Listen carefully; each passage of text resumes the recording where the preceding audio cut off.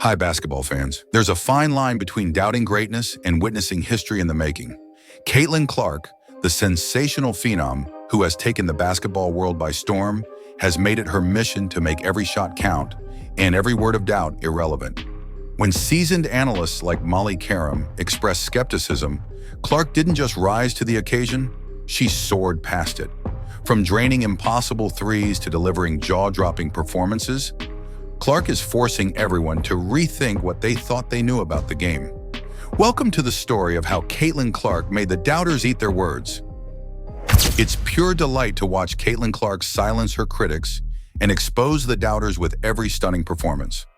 What makes it even more exciting is seeing legends like Diana Taurasi openly respect her talents, while others like Sheryl Swoopes have been caught making silly remarks. And now Molly Qerim finds herself backtracking on her words as Clark continues to dominate the game. By the end of this video, you'll know exactly why Caitlin Clark is someone we should all be rooting for. It all started when the USA Olympic team roster was announced, and Caitlin Clark was shockingly snubbed. Coach Cheryl Reeve, responsible for the decision, called it contagious, explaining that more experienced players were selected. While Caitlin couldn't attend the training camp due to her involvement in March Madness, her exclusion left the entire basketball world confused. Coach Reeve did express excitement about Caitlin joining the WNBA, noting how good it would be for business. Yet her decision to leave Clark off the roster was undeniably a head-scratcher. Sometimes you have to make the right decision by putting aside personal feelings, something Reeve seemingly struggled with. Interestingly, one person who sided with Reeve's choice was Molly Qerim, who supported leaving Caitlin off the team. I could actually argue that it hurts the game more if they had given her a roster spot over someone more deserving. So go ahead and argue. That's exactly what I'm saying, because I think it makes a mockery of the women's game. If the focus on, now we just have to have people because of marketing and their attention, and they're not as talented, we're not putting the best team out there. They're not as talented. Yep, you heard that right. Molly Qerim openly stated that if Caitlin Clark had made the USA team, she would have been a mockery of the game, claiming that Clark wasn't talented enough to be on the squad. It was a bold and controversial take, one that left many fans and analysts shaking their heads. However, in reality, the opposite happened. By leaving Caitlin Clark off the team, USA Basketball missed a major opportunity. Her absence led to a noticeable lack of interest, as fans even bothered to tune in to watch Team USA play. Olympic competition is Olympic competition. Nevertheless, for Team USA's game, rife with stars, expected to blow out their competition, they drew the worst crowd. Lowest attendance of the Olympics. Far be it for me to say it, but I'm gonna say it anyway. Didn't I tell y'all? Where's everybody at now? It's about competition. It's about competition. It's about competition, right? Right? How does it feel, Team USA, to have 6 games, 4 of them drew over 20,000? And the one that didn't still drew 2,000 more than you. That means that outside of the 2,000 more than you, for the Puerto Rico game, I think it's Serbia, right? Outside of that, the other games drew more than 6,000 fans compared to you. How does it feel? See, we want to act like marketing and business don't play a role in all of this. Have you ever been to the Olympics? Do you know they'll remove you from events if they have a sponsorship deal with Coca-Cola and you drinking a Pepsi?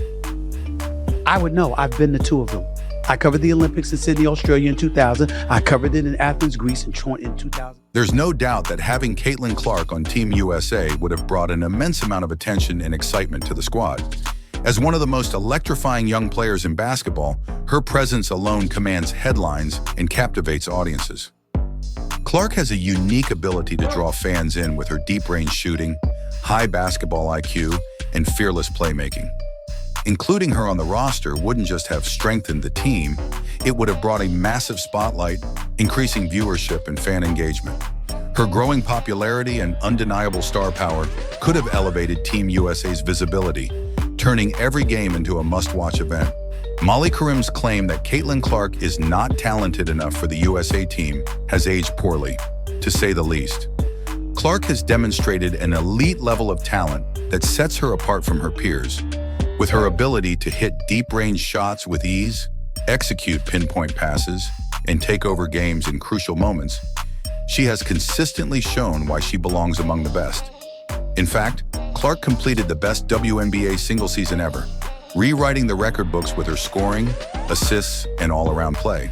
She's the first rookie to win WNBA Player of the Month since the award's inception in 2010, and last night it was no exception. They were sky high for Caitlin Clark and the Fever, but to start the season, they had a little bit of a rough go of it. They lost their first 5 games. They ended up 1-8 through their first 9 games, and during that first month, the playoffs, they didn't feel realistic at all. Indy entered the Olympic break 11-15 on the year, and then they really turned it around. They've won 7 of their 8 since. They clinched a playoff berth for the first time since 2016, which, by the way, was the last year of Hall of Famer and franchise icon Tamika. After an outstanding performance in August, averaging 24 points, 8.5 assists, and 5.2 rebounds per game, Caitlin Clark not only earned Rookie of the Month honors for the 3rd time, but also secured the title of Eastern Conference Player of the Month. With this achievement, she made history as the first rookie in WNBA history to earn Rookie of the Month multiple times in a single season. After witnessing Caitlin Clark's phenomenal rise and record-breaking achievements, Molly Qerim attempted to backtrack on her previous comments, trying to weasel out of her harsh criticisms. However, fans and co-hosts were having none of it. Bad guy say, me and you, we were talking about this girl, Caitlin Clark. Oh, let me throw this out. By the way, Rookie of the Year. It wasn't that anybody didn't think she was going to be successful or not play. It was just that we felt the other players in the W deserve shine as well. Molly, I said... Really, Molly?